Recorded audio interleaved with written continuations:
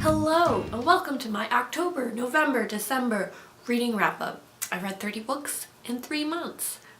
Pretty good. So the first book that I'm going to be talking about is The Hate U Give by Angie Thomas. This book came out last year and it has been talked about a lot and continues to be talked about a lot because it is excellent. It's a young adult read. It follows Star Carter, who's a 16-year-old girl. It follows her life and the Black Lives Matter movement and her kind of just figuring out where she belongs and where she fits in. Yes, it's an excellent read. You've probably heard about it. If you haven't read it yet, I would definitely recommend it. The next book that I read was Turtles All the Way Down by John Green, a novel that came out last year. Again, you probably have heard of this book and you know what it's about. Again, it follows another 16-year-old girl named Asa who struggles with mental illness, specifically anxiety and OCD, and the way he writes about OCD and like intrusive thoughts and like spiraling was just so well done and so honest and open. He explains it in a way that if you have no experience or if you know no one that has any experience and you're just kind of reading about this for the first time, it's very accessible and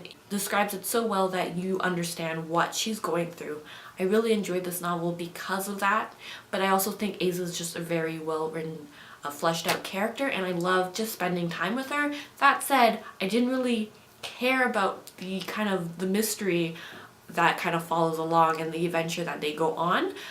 That was totally fine and I was totally okay with it. I had nothing against it. I just loved spending time with Asa that I kind of forgot, oh yeah, there's like a plot going on that we need to like pay attention about. The next book I read was another young adult read and it's There's Someone Inside Your House by Stephanie Perkins.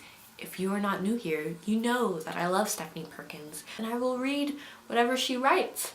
And she decided to write a horror novel and I don't like horror at all, but I read this and I survived and it was great. I really enjoyed it. It's not something I would normally pick up, but I thought it was really well done. I don't know if I would read it again, but I really enjoyed it and I like that she got me to read something out of my normal comfort zone. The next book I read was given to me by my aunt because she saw it on a secondhand book sale and she thought I would be interested, and I was, and I love it. And it's called 25 Years. It's about the first 25 years of Penguin Publishing. It's this thin little book and it's about the first 25 years of how they built Penguin Publishing. I really liked it. It's a little brief glimpse of Penguin Club Publishing and how it got started, and there's illustrations throughout. It's a neat thing to have. There was also another book that she picked up for me and it was the Persephone catalog from 1999 to 2016. So Persephone is a bookstore in London and most of the books that they publish and they reprint are by women, and this is just a catalog that she had found and I didn't get to go to the bookstore when I went to London. It's a catalog. Each page is about a book that they sell and they give a little blurb and they show the cover. Usually the covers are quite plain, but the inside is where like they put like the art and like something, and they'll show the fabric that they use or the prints and stuff like that. Yeah, it's a catalog, it's not a book, but I put it on my book list because I read it.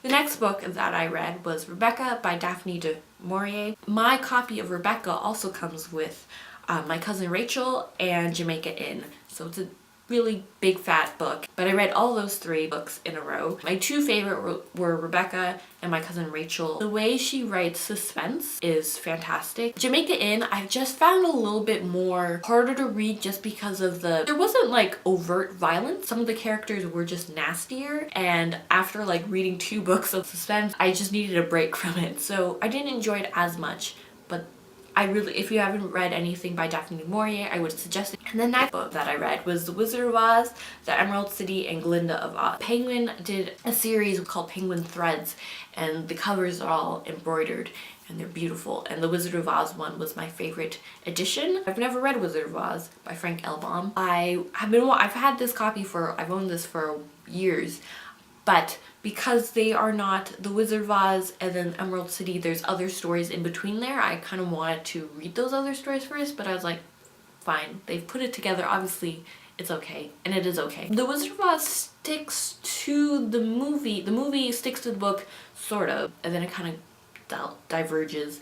But I enjoyed them. They're fun reads.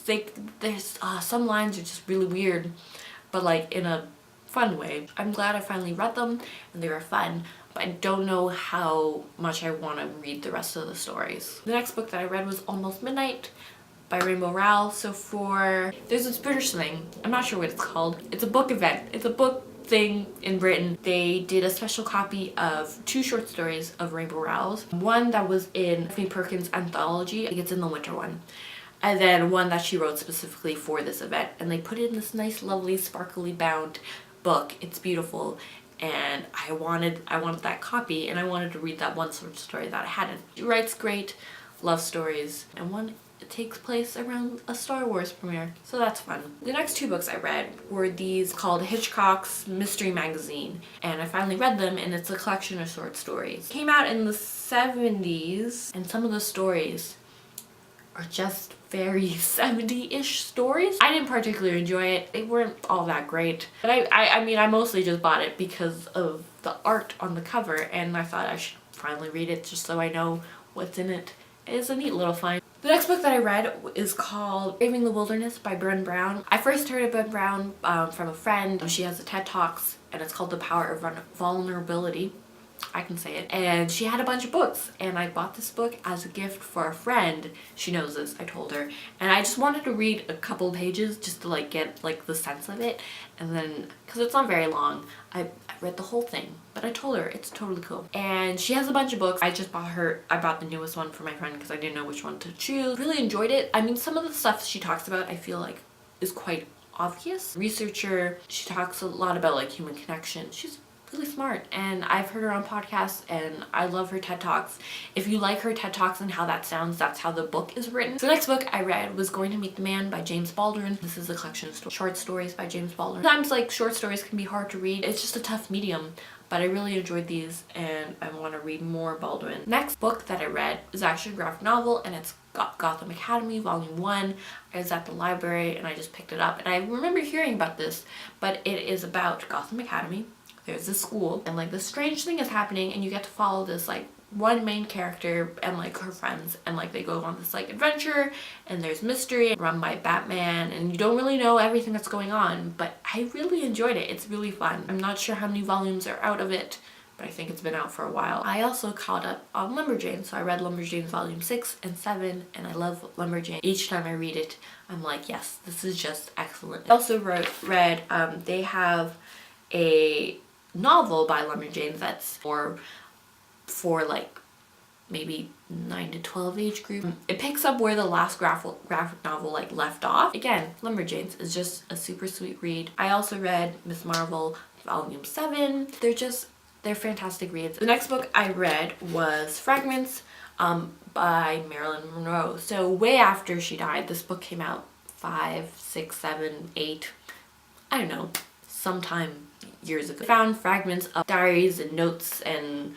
things that Marilyn Monroe wrote. I really enjoyed it. I love seeing Marilyn Monroe, and also I love getting mad at all the men in her life, how they were kind of almost all horrible. So whatever you're reading, they'll give you a little blurb of what you're reading. They'll actually have the note that she wrote on like the left side of the page, and then they'll have it typed out on the right, which is nice because sometimes it's hard to read, but you also get to see how she wrote it and everything. If you really like Marilyn Monroe, like I do, as you can tell, this book is probably for you. And the last book that I read in 2017, I didn't know this was the book that I really needed to close out 2017 with, but I'm so happy I closed out 2017 with. And it is My Passion for Design by Barbara Streisand. So I was in Chapters a couple years ago, and I saw that Barbara Streisand had a design book out, and it's all about these houses on this one property that she has, that she, you know, like designed and like built. I have flipped through this book and looked at the pictures, but I've never read it cover to cover, and I'm so happy I did. I love Barbara Streisand,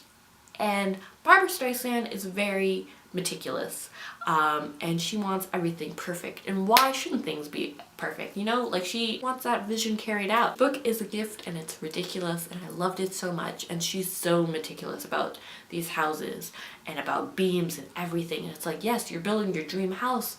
Why shouldn't you put that level of detail? You too love Barbara Streisand, or love architecture and looking inside people's houses. This is just the perfect marriage of both of these things. Also, we're very similar.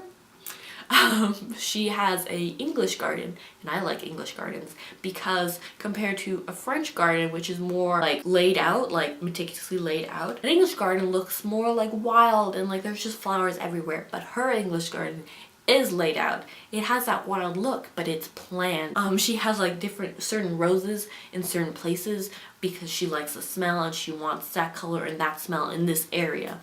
And man, yes, this book is great. It's so great. That concludes the books that I read in October, November, and December. Okay, it's gonna say goodnight. It's not nighttime, but it might be nighttime when you're watching this. Anyways,